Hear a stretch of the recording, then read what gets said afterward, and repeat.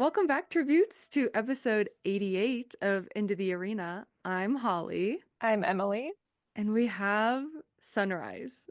I have chills. Like saying that, I got chills. I'm like, I can't believe we have. Where's my copy? Where's my copy? Where did I put You it? have the book? I have the book. And I have my Ah, little bookmark, and I have my little colored tabs. I know, I got all And my tabs. we're going to be talking about part one of the book. That's all we've read so far. But before we dive into the book, just some quick announcements. Follow us on our social medias at Into the Arena Podcast. We have so much fun content we're putting out there now that Sunrise is out. So you're going to want to stay updated in case news, movie news drops, book news drops, etc. And then also, we're so excited that Mockingjay Mondays are back every Monday night. We are talking chapter by chapter of Sunrise on the Reaping. And we'll be talking about chapters 3 and 4 next week if you're interested in joining us. So that's on Monday nights. And wow, I don't know, Emily. We were just together. Emily just left today when we were recording. We experienced Sunrise together. Do we want to do like a little recap of our Monday midnight Yeah. release?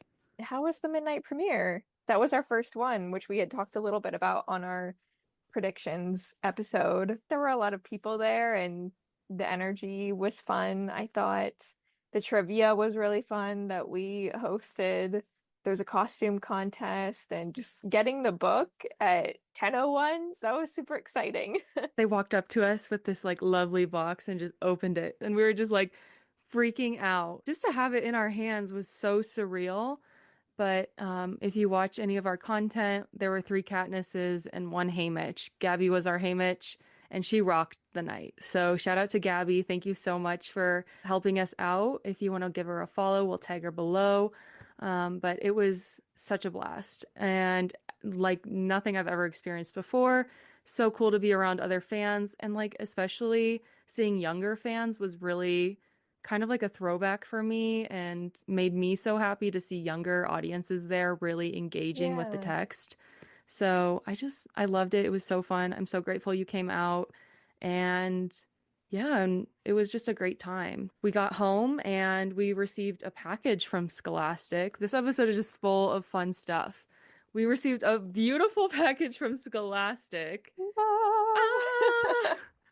With our own box, we have Sunrise on the Reaping by Suzanne Collins. The I wait love is over. this. Yeah, the side of it. The wait is over. Is it? Like, thank God, because we have been waiting since June for this. I can't believe it. So, should we just go ahead and open this up? Oh my gosh. The pins that we didn't get at the midnight release. Oh, look I'm at so these pins. excited. How That's fun. cute. I was so jealous. My friend got one, and I was like, can I have yours? Because I didn't get one. And we got The bookmark. Love that. perfect. Oh, the I love glare. this design. It's so cool. Like the ticket is such a cool Hmm. idea. Such a cool idea. And then they asked for our shirt size, and we got, oh, well, I'm Sunrise wearing it. shirt. Yeah. I was gonna wear mine too. And I then can I was have like, two. what if it's the same shirt? Maybe I won't wear it. Well, I'm always like weird about collecting merch. I always have to have one I use and one I don't use. So Hmm. that's perfect. This is gonna be my shirt for when the one that I wear over and over fades. So Yes. need a second one. And the packaging is so pretty. We have like It gold foil is. and a Look at this. little sticky pad. Oh, you can't really see it on my You can end. kind of see it. It's a Symbol. notepad and it has the songbird and snake symbol on the front. Love Never gonna that. use this, but I'm gonna put it on my shelf because it's too precious to write on. And then we've got the book, I guess. Copy number 5 for me, I think. This is my second copy, Oh so my God. happy to have this. I went and got the Target edition, the Walmart edition, 2 Barnes and Noble edition. I don't even want to unwrap it. Oh, I'm just ripping it open. Ah. And it's just a perfect regular copy. I just wanted a regular edition too. Scholastic, thank you, thank you, thank you. Yes. Always can use another copy. I literally will just keep building my collection. So I'm collecting them like Infinity Stones, and yeah, I'm so thrilled. So Scholastic, we've been working with Scholastic to help with the release of Sunrise on the Reaping. If you didn't see, our last episode actually was a part of the 12-hour countdown for Sunrise, which was a huge honor for us. So thank you again to Scholastic for everything that you've done and supporting our podcast. We are so grateful to you. So without further ado, we have a book to talk about. We have a book to talk It's about. here. Oh, it's stunning. It's like the perfect size. I think it's like the perfect size for like a Hunger Games book. Ballad was long. We talked about this, but I feel like Sunrise is just the perfect length. And I really like this idea Emily had. We want to do part 1 of the book, The Birthday. And we're going to go part by part each episode. So 3 episodes talking about what happens, our theories, our thoughts, and just our reactions and what we expect. I think this is going to be fun. And I'm really glad that we didn't just read it all in one night as much as I wanted to. I mean, I read as fast as I could. I literally finished part 1 this morning, and then I went to the airport, got off the plane, came home, and we're making the episode. So I just want to say it was probably the best part of having our friends here visiting was the Monday night after we got the book. I was sitting in bed and I was like, I'm going to bed. There's no way I'm picking up this book. And then I was like, well, I see other friends reading it, so maybe I should do it. I just started reading, and then somebody else came out, and they started reading, and Gabby started reading, and then you started reading, and then Abby started reading. Well, you were in the living room. 2 of us had gone to bed, and I was in the bathroom. Bathroom, and you started reading, and I heard you start like screaming or like talking in the living room, and I was like, what am I missing? Like from the bathroom. I got out of the shower. Chaos. It was chaos. And then we were just sitting there all like, what page are you on? What page are you on? What page are you on? You were like, get up. Everybody get up. You gotta read. It's time to go. So I think I read the first chapter that night. And then I was like, I'm done. I can't do this anymore. Chapter 1 might be my favorite chapter in any Hunger Games book I've ever read, period. I know. I don't even know what to say because there was so much thrown at us in chapter 1. It's a pretty long chapter, too. I don't know. I kept thinking about our predictions episode and everything just kept coming up. Okay, we need to pat ourselves on the back because you do, especially.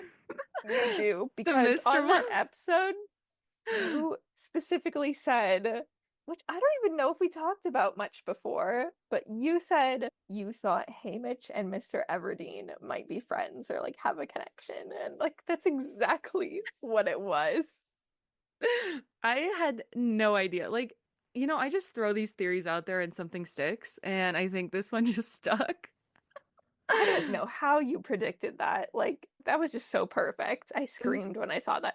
Also, oh gosh, this episode's gonna be so chaotic. Holly and I haven't talked about this. We've maybe talked about the first chapter or 2, but not very much. I saw Burdock show up, which, I mean, the names. We got the names. Ah, and I love Burdock, them. Astrid, Katniss's parents. So I saw Burdock show up, and then you get that like slow realization because it says the Mockingjays like him. They like the sound of his singing, like they sing with him.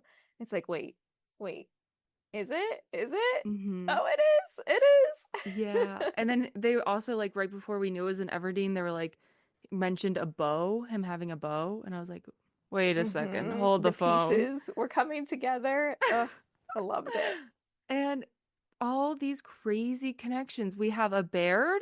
We'll talk in greater detail about the connection between Lenore Dove potentially with Lucy Gray Baird.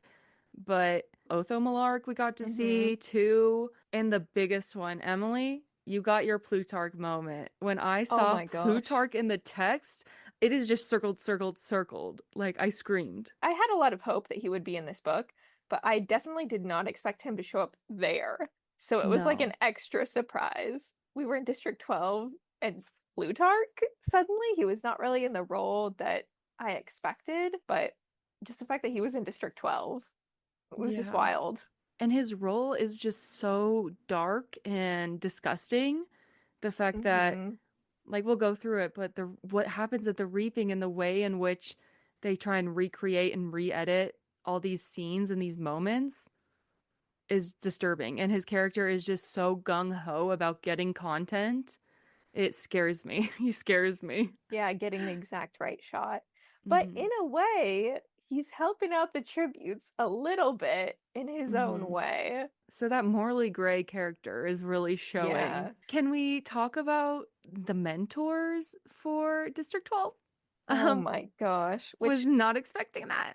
no. Well, I think you were still close because you said Chaff and Cedar, Mm-hmm. which were tributes, that we knew of and end up having a close relationship with Haymitch.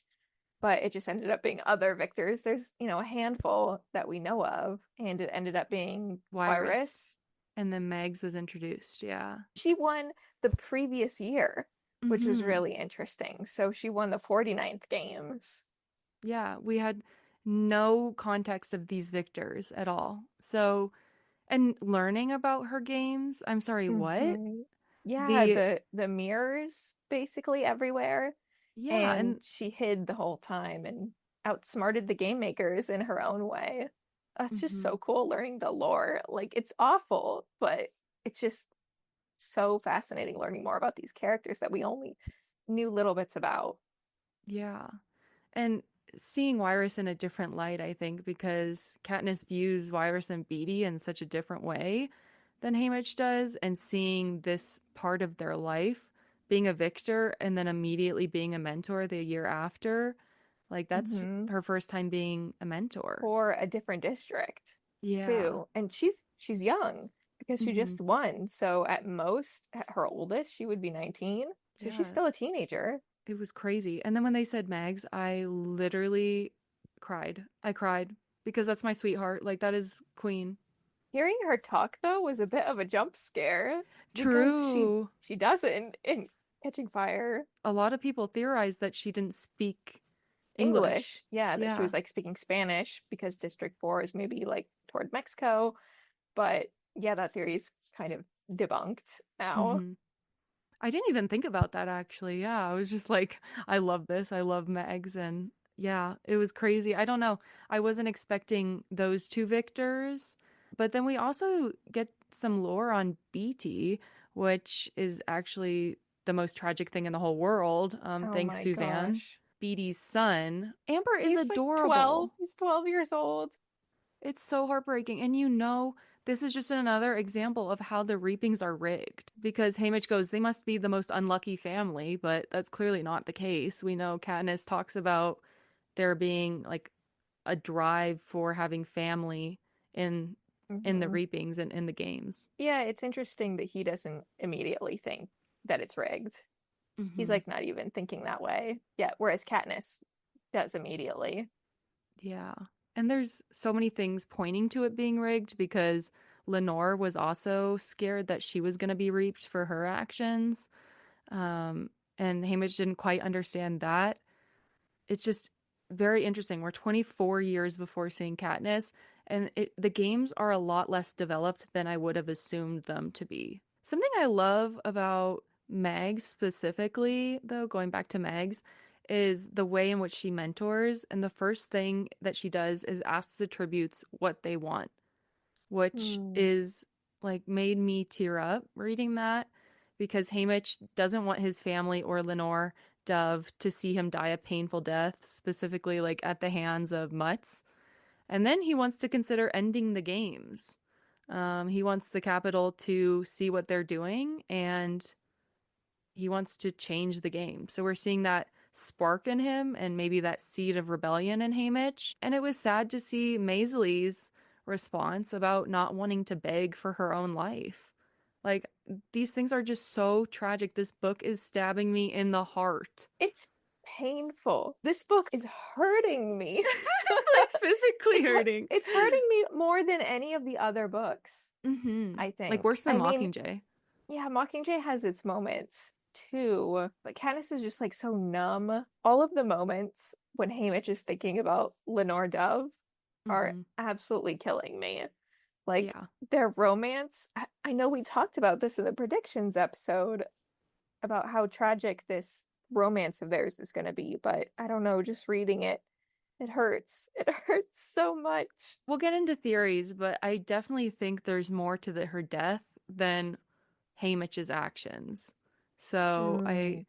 I think that's what makes it even more tragic. So I read part one, went back and reread it and like took notes. Reading Lenore Dove's character, she's so free like Lucy Gray, and the difference between Haymitch and Snow's reactions are clear. Like Haymitch almost realizes that Lenore Dove is doing these rebellious acts, and yet he's like, it's okay. If she wants to go do it, like she can do it, but I can't really control her. And but like whereas with Snow, Snow is like, I need to control Lucy Gray. I have to make sure she's not doing these things. And like it's not like Haymitch enjoys that she's doing these actions. Right. I mean, you can tell he just cares about her safety Hmm. because he loves her. He doesn't want to Yeah. lose her. Ooh, the reaping. Oh Oh my my God. gosh. I That was so that is mad. so crazy. The fact, I think the craziest part about this whole book that I've read is that Haymitch has to reap his own name, say his own name at the reaping. I think that is so sickening. Like his name wasn't even pulled. I didn't even fathom that being an option. It's so evil. It just reminded me so much of in the movie when Jennifer Lawrence is on stage and says Katniss Everdeen. There's a lot of parallels to Katniss too, which I have been enjoying. Because I know with Ballad, it was so different and like the parallels were kind of weird to us. How are you feeling about the parallels between the characters of Haymitch and Katniss? I guess some of the parallels, the reasoning behind things, I guess. Mm-hmm. Not so Yeah. much like them doing the exact same things, but like, oh my gosh, there's so much here, but like sweetheart, Mm-hmm. where that comes from, the relationship between Haymitch and Luella, and then him feeling like he failed her, like failed to Mm-hmm. protect her in a way. I mean, obviously, cliffhanger at the end of part one, who knows what's going to happen, but eventually at some point, him referring to Katniss's sweetheart, like, I just like protecting So her. stop. I can't. I No, can't. not allowed. Yeah, and Haymitch, his character is so caring and so genuine. I didn't expect that. Like a good guy, I guess. But I don't know, I expected him to be maybe a little bit funnier, like snarkier, like from what we Hmm. saw in Catching Fire from the tape. And he's just like the most romantic, like sweetest. I Like, just love Haymitch. baby. That's my He's son incredible. right there. I love him. As our child. Like, He must that be is, protected at all costs. and I think that's why this book is hitting so hard, is because it wasn't what we were expecting out of his character. And No. we know it's a tragic ending in terms of what he loses and who he loses, but it's also tragic in the sense that we know that he doesn't accomplish his goals. Like, he may start the rebellion, but he's not the one who finishes that and gets to the end goal of that. But he Um, does. He does. Later in life, but He not in this assists story. eventually. Eventually. Uh, It's so heartbreaking. And I also want to talk about Drusilla Sickle. oh my gosh. Oh, She's wild. militarized Effie, like her just like having all that happen and then stepping aside and smoking a cigarette. I was like, what is going on right now? And she's like, oh yeah, it's gonna be great for parties. It's a great story for parties. The military fashion is interesting Mm-hmm. because Agreed. it seems like that's a reflection of the fact that Panem is so focused on like the military Mm-hmm. and that being the power like that controls everyone, with the slogans like being focused on peacekeepers and President Snow being the head peacekeeper and that being the propaganda that's given to the people. He's the top of the military, and then that being represented by just like military fashion in the capital, I think is really interesting. Because we were wondering if this was gonna be a time period piece. Hmm. And there's like references to like neon furniture. It's giving like 80s, 70s, I think so, a little nylon. bit. Hmm. Yeah. And I think this military type fashion that Drusilla has is kind of emphasizing this time period piece, which I'm really excited to see if they'll dive into this, which I'm sure they will in the movie. Hmm. Yeah, agreed. Drusilla is just so interesting because they don't have the District 12 kids don't have a mentor per se. Like they don't have their own District 12 mentor. So they have to rely a lot on Drusilla, even though there is that conflict between Maisley and Drusilla specifically, and Haymitch and Drusilla. So it's just crazy that they have to rely on her when she's just this evil person with no heart. Mm-hmm. No, not at all. Like the mutation version of Effie. Yeah, no, seriously. Like, we're grateful for Effie. Yeah, we love Effie. Yeah, more respect for her now. What about Maisley? I love her. I love her. Love Obsessed her. with her. That they slapped each other. Wild. Absolutely wild. I think she is a badass. I think there are so many layers to her character that we're going to peel back. And she's more than just some stuck up girl. She's more than Yeah. just the girl who sells sweets at the store. Yeah, that's just Haymitch's point of view of her, his perception. Like with part one, we've only gotten to see him like rediscover and reevaluate who she is. We don't know who she is yet, which I'm really excited to see. And I'm intrigued to see her death because there's something more there to it. Ugh, yeah. I'm not happy to see it, but yeah, Maisley is a lot different than what I expected her to be. Same. I love seeing the moments of her with Luella. Them warming up to each other Mm-hmm. is really sweet. Also, I kind of like feel like her and Wyatt maybe have like a little bit of a thing. I don't know. Really? Yeah. Like I'll be allies with you, and he's like, okay, like I'm not really choosing. And I was like, oh, okay, they're kind of cute. And then Mm-hmm. later she like fixes his hair and like tells him like what to do. And Oh, she's telling everybody, but I don't true. know. I just think it's kind of cute. I think they're kind of cute. Okay. I love that. Well, we need to talk about Wyatt too. Oh Like, my gosh. I loved when he was like overhearing their conversation mm-hmm. and then just comes in with like the odds of the career tribute that they see and is like, you guys need me. I think Suzanne is diving into more social constructs in Panem than what we've seen before. She talks about like different things like the betting and the way that the what are they called? The bookers in District Mm-hmm. 12, how they operate because Katniss Which, kind of mentions them. yeah, Katniss mentions at like the first chapter of the Hunger Games. So I liked the expansion on that of something that we were already told about. But it's sad knowing that at one point Haymitch asks Wyatt what his family thinks his odds are, and he's like 40 to 1. Yeah, Oh. Yeah. dang.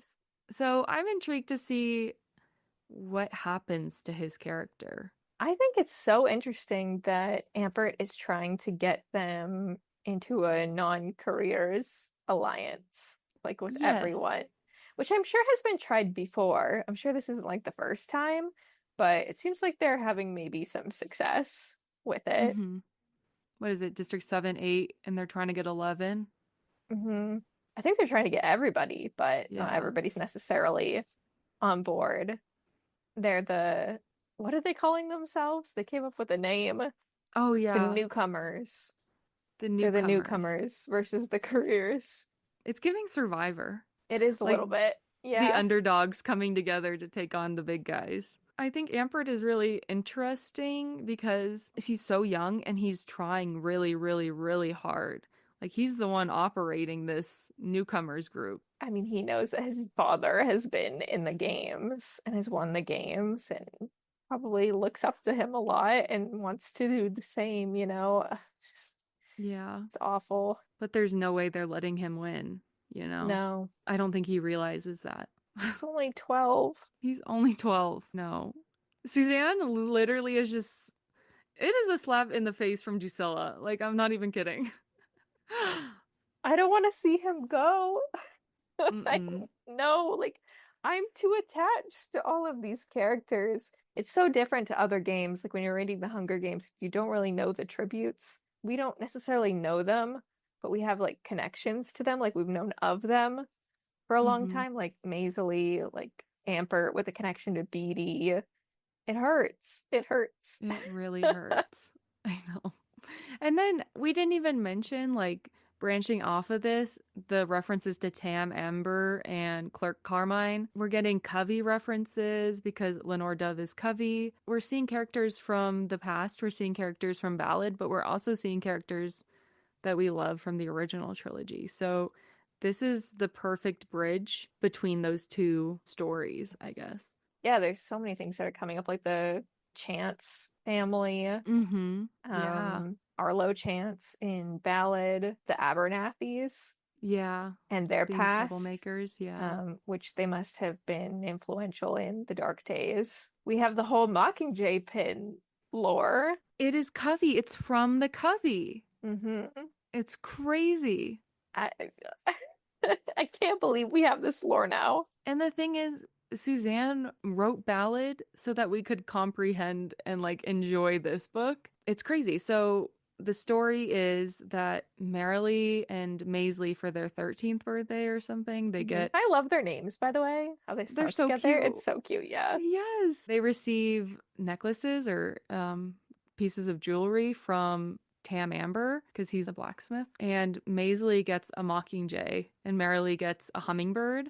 And Maisley is so upset. She's like, why would you give me a mockingjay? I want a butterfly. And doesn't even wear it, puts it at the bottom of her drawer. But that's where the mockingjay pin comes from. And Lenore Dove is like takes it personally and wants to go break into her house because she's like, she shouldn't even have this if she's not gonna wear it. I'm taking it personally too. I'm Mm-hmm. jumping down that well and I'm gonna go find the matching hummingbird one. Like, Yeah. what the heck? Hey, here's a good merch line idea. Best friend necklaces. One's a hummingbird necklace and one's a Ah! mockingjay. There you go, Lionsgate. Love that. But yeah, it's crazy that the Mockingjay pin is from the Covey. I think that's so full circle. The answer to a question that we've had for so many years. But I love it. I like that origin of the pin. And we've mentioned her, but we haven't like specifically talked about Lenore Dove. And we need to talk about, is she Lucy Gray Baird's daughter? Was it Yeah, Maud Ivory Baird? for now I feel like she's the daughter of Lucy Gray. I think so too. So maybe we'll learn something different later in the book, or maybe we'll have it confirmed that it's Lucy Gray. But yeah, I guess she's Lucy Gray's. Little things pointing towards it. Like the rainbow gumdrops are Lenore Dove's favorite. Rainbow, I'm thinking Rainbow Girl. And then specifically, they talk about having a bright blue handkerchief with and raspberry ribbon. And I went back to Ballad, and Lucy Gray's dress is described as blue, daffodil, and raspberry. Specifically, using the word raspberry kind of stuck out to me. The fact that they never sing in public, Lenore Dove is very opposed to singing in public. And she also doesn't want to talk about, in chapter 3, the previous victor of the games with Haymitch. And I like that she says that all Covey girls are a mystery. It's half their charm. Like, I love that line because Lucy Gray was a mystery, and now we have Lenore Dove, who I feel like an even greater mystery because we know that she's doing these rebellious acts, and Haymitch knows that she's doing these rebellious acts over the years. But why does she keep it from Haymitch? Like, what's going on? What is she a part of? Who is she working with? And I'm really intrigued to see what happens with her. And like a theory I have is that her death isn't just inspired by Haymitch's defiance of the Capitol. I think she does something potentially to help Haymitch or does something rebellious that gets her potentially hanged at the hanging tree.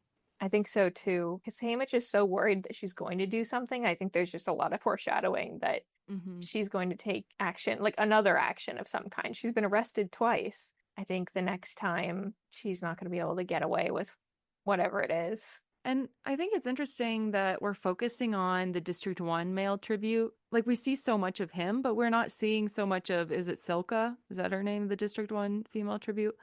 We're not seeing as much from her, I feel like. And she makes it to the final with Haymitch. I'm just kind of intrigued to see how the dynamic of the District 1 tributes are and the careers, I guess, going forward, because we know the final two comes down to District 1 girl and Haymitch. I think that's about it. Do you have any like other characters? I'm trying to think if there's other characters to talk about. I mean, well, yeah, let me just look at my yellow tabs. There's so many characters. Mango. I know it's not Oh, mango, but I call him Mango I too. keep saying mango. Oh, Magno Stiff. who doesn't care about his tributes He's whatsoever? awful. This awful stylist, this awful escort. Poor Mm-hmm. Haymitch.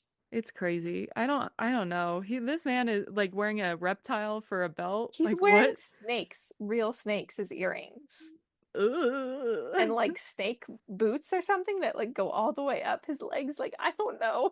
I So can't picture weird. this. So weird. Which we haven't seen Tigress yet. No, we haven't. I'm assuming that she's going to be in here somewhere. Yeah, when Yeah. and where are we going to see Tigress? And I think it was so funny, like there were all these name drops happening, and then they're like, "Let me introduce you to your stylist." And I was like, "Where's Tigress? Where's Tigress?" And I was like, "Nope, never mind." I know I was like covering the page. Like every time they're about to like introduce someone, I was like, okay, the mentor, who is it? Who is it? Who is it? Because I don't want to Hmm. like see. Yeah. I love that Burdock's nickname is Birdie. I think it's so It's suiting. funny. Like a bird, hello. Another thing that I was right about was the uniforms in the arena. I said this is going to be the year that they start wearing uniforms in the arena. Is this the And first year that they mhm, wear uniforms? Wait, where is that? Because I noted something, but it was about the training. I think they talk about the training and then they say this year you're going to be like in outfits in the arena. Yeah, I was Yeah. thinking about what you were talking about when it was saying something about uniforms.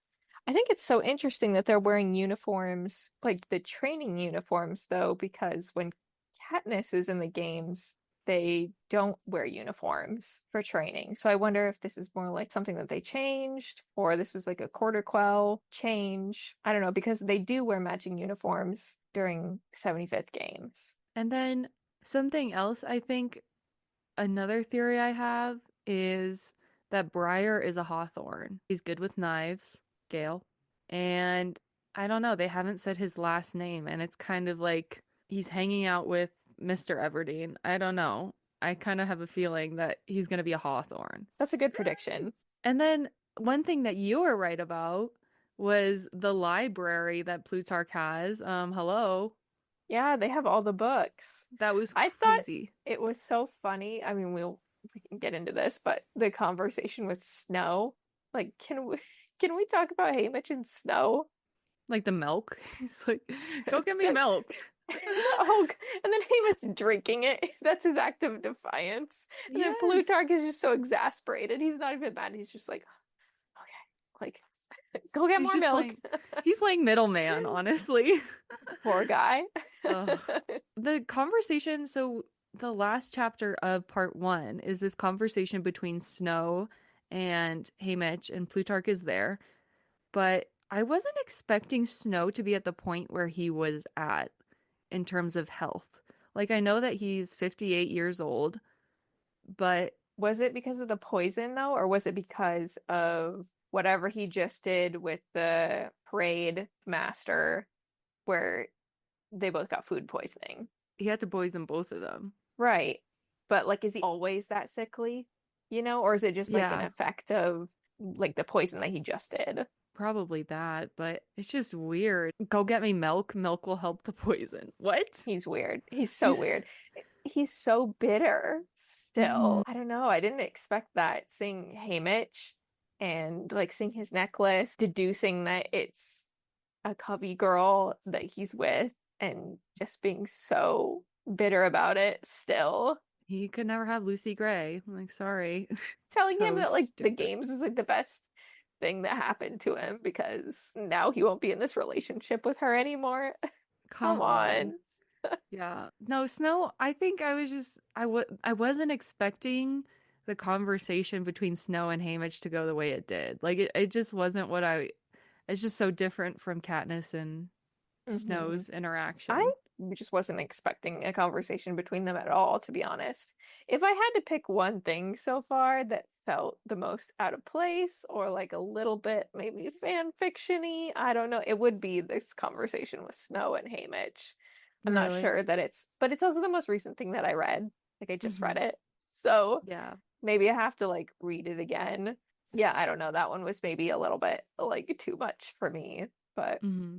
it's just like, I don't know, not something that I needed, I guess. And it seemed to really rehash things that we learned about Snow and Ballad and just him Hmm. still thinking about it so much. It wasn't what I was expecting, but a lot of this does feel like fan fiction gone right to me. Like all of the name drops, all of the connections, I feel like they're not absurd, but they're just the right amount of crazy for me to enjoy them. Yeah, I reread chapter 1 and 2. I read them right after we got the book, really late on Monday night, Hmm. and I was a little delirious. It was a little wild, all everything in chapter 1 hitting me Yeah. all at once. But then the next morning I reread it and I loved it. I was a little unsure at first because it was just like so much lore. But I loved Snow and Plutarch. I loved the library. I loved that they had all of the knowledge, all of the books. And Snow was so bitter too, talking about Plutarch, talking about the heavens bees, and how like, Yes. oh, we had to burn our books to survive. It's interesting to see like his judgment slash jealousy of Plutarch. Yeah, Um, still. yeah. I'll be intrigued to see how their relationship evolves throughout the book and how we see that. But we leave off part one finding out that Luella is alive, question mark. And She had previously died yeah, because of the chariots tipping over, which yeah. I was not expecting No, her to just go out like that. it It was was so so sad. sad. Yes. And then all of a sudden she's back? Like what? Is she a mutation? Like is she really back? Like she was dead. Yeah, re-listening to that part, he said her skull was cracked open on the pavement. The Capitol can do a lot, but bring people back from the dead like that? I don't think so. I don't really think it's her. This gets me so excited to read part two now. I'm Yeah, like, I what's gonna I happen in know. part I'm two? right after we get off this, I'm gonna read. Yeah, seriously. I think that's the part that seems most fan fictiony crazy to me is like the Luella part, but obviously we don't know what's happening to her right now.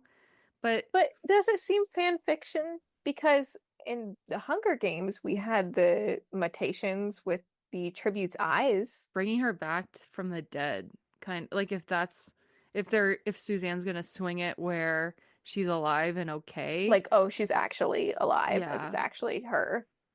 I think I'll be weirded out. Hmm. Okay. Yeah, I think that'll kind of weird me out. I don't think she is. That's so creepy. I didn't even think about that. She's a mutt, right? That's scary. I don't Like want her like to Peeta be. was like a mutt in a way that Yeah, was that's gonna kill true. Katniss. Like, oh my gosh, what's gonna happen? And it's crazy to me knowing that, like, I want to savor this book, but I also just want to get right through it. I have seen people posting their reaction videos to the end, like, or their posts of them just in tears, like, bawling. What is going to happen? Like, I what's going mean, to I happen, Emily? I don't know what's gonna happen, but I feel like the end is gonna be very depressing. Yeah. It's gonna be in a very kind of not hopeful state. I mean, the end of Ballad wasn't either. We Yeah. don't get the hope until Katniss comes along. Yeah, this has to end at a place that's horrible for Haymitch, where he Hmm. just doesn't care and drinks for decades. Which didn't even talk about his occupation at home Right? He is helps make the liquor. is so sad. And So he sad. he keeps talking about how drinking's not for him, like he's not interested in that. He's never done that. And the Mhm. irony of that is awful. Ah, Suzanne, Suzanne. Suzanne. Suzanne. Queen, we need to tone it back a little. Like, Just a little. This is a little much for my heart. hmm yeah. So we know Hamish's story is going to be tragic, and we know a lot is going to happen that we don't expect. Like, I don't expect the unexpected with this because I don't know what I just read in part one. I definitely want to, before the games start, I want to go back into Catching Fire and reread everything that Katniss and Peeta saw because I haven't read that for a while, and I just need to have that more fresh in my mind Hmm. going into the games. And I'm probably going to have it open and like cross-referencing what's going on versus what Katniss and Peeta saw. Because Hamish doesn't even have a reaction at the end of Catching Fire, like when he is watching his games back. He just walks in and I forget what comment he makes, but knowing what happens and knowing his reaping to knowing what happens in the chariot and the parade to knowing what happens like before the games, what we know so far, How do you not say anything? Like, how are you so quiet? He so badly doesn't even want to think about it. It's Like he's crazy. tried so hard to forget. And maybe he has kind of forgotten some of it, you know? Like Hmm. he's tried so hard to and has just been drinking so much that maybe things are even like kind of fuzzy for Yeah. him at this point. I reread the end of Mockingjay again because I wanted to read the part like the mention of the geese, Oh my but God. it actually ends kind of sad for Haymitch too because at the end with the mention of the geese, Katniss says that he still drinks, like he just keeps drinking and then when the liquor runs out and before the next shipment comes from the capital, then he, tends to the geese. It's so It's just sad. kind of a cycle Yeah. still for That he him. never gets out of. Yeah. This is just heartbreaking. Severely heartbreaking. And we're only in part one. We're Yeah, only in part one. So, anything else? I feel like we just were all over the place. we were all over the place. I mean, there's a I want to lot. make sure we don't want Obviously, to miss anything. we definitely missed stuff, but But we're but we're gonna. definitely go through like every chapter in detail with like all of like I have tons of like annotations Hmm. and highlights and everything and specific lines that I want to talk about. I'm just really excited to see now that we know it's confirmed, we've read part one, to see Plutarch and Haymitch and get to know Plutarch a little bit more and see how he influences Haymitch. I think I'm excited to see. I'm hoping to see more of District 12 and the lore there because I eat that up. So I'm really excited to see that if we get more of it. On to part two, I guess. We have some reading to do tonight and tomorrow. Yeah, we do. We do. There's so much. I just keep putting little like hearts I put next to broken the hearts everywhere. I didn't want to draw broken hearts. I've got purple tabs and yellow. The yellow is every time a character comes up. It's just like for the first time, new characters. The purple is tragically romantic sad things. Oh, Oh, stop. it's all just like the two of them thinking Ugh, about each other. stop it right now. I want like right The now. I'm just pounding like on I'm the sorry. glass with her like wailing on the hill, In the red dress and him like pounding on the window. her holding the gumdrops. Sejanus shows up at the playground holding gumdrops, right? Stop. Yeah. Thanks for that. I really appreciate that one. That was You really nice thought of of the you. rainbow, so you connected it to Lucy Gray, and I thought of Sejanus, which is so funny. What is this book gonna do to us? I don't know. I'm so scared for the end. I'm Have you so seen scared. people's reactions, like genuine Only like reactions? two. And I've they're seen like like crying, and I'm just like, I don't know if I trust that. Like, I don't know. I don't know. Like, I don't know. I don't know. It's so good though. I was like, I knew they had like the library. Yes. No, when I read that, I was like, MLA. I'm Well, I gonna keep really want to reading. go read. Me too. I I love want to talking to find you, out but I about really Luella. agree. Is she a mutt? Is she Oh, weird now? Like what? is she weird now? Yeah. Oh my gosh, the rascal. Oh yeah, it's called The Rascal, Part 2. I don't like that name. I think that's kind of weird. I'm not a fan of the rascal. The birthday really hit me in the gut, but the rascal, I don't know. I wonder what Part 3 is called. I'm I don't not gonna know. look. I'm not gonna look. But yeah, so I guess that was our part one raw reaction, brief overview, like very brief overview. Chaotic thoughts. Chaotic thoughts, just word vomiting all of this out there, but I feel better now that I've gotten it out.